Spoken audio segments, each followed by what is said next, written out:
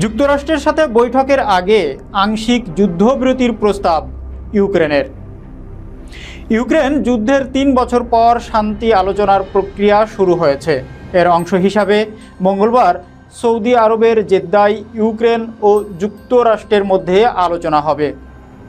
ইউক্রেনের president জেলেনস্কির chief of staff আদ্রি ইরমাকের নেতৃত্বে উচ্চ পর্যায়ের প্রতিনিধি দল সেখানে উপস্থিত রয়েছে। মার্কিন পররাষ্ট্রমন্ত্রী মার্কো রুবিওর নেতৃত্বে যুক্তরাষ্ট্রের প্রতিনিধিরাও জেদ্দায় পৌঁছেছেন।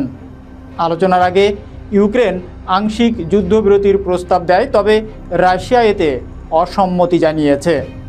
যুক্তরাষ্ট্র যুদ্ধের কূটনৈতিক সমাধানের উপর জোর দিচ্ছে এবং ইউক্রেনের ছাড় দেওয়ার মানসিকতা কেমন তা জানতে চায়। আর এ বৈঠক এমন সময় হচ্ছে যখন ট্রাম্প যুদ্ধবিরতির জন্য জেলেনস্কির ওপর চাপ দিচ্ছেন এবং সামরিক সহায়তা স্থগিত রেখেছেন। আলোচনায় যুদ্ধবিরতির পাশাপাশি আঞ্চলিক নিরাপত্তার বিষয়েও আলোচনা হবে বলে আশা করা হচ্ছে। বিশেষ দূত স্টিভ উইটকফ জানিয়েছে, এই আলোচনার উল্লেখযোগ্য অগ্রগতি হতে পারে যা যুদ্ধের সমাপ্তির সম্ভাবনা বাড়াবে।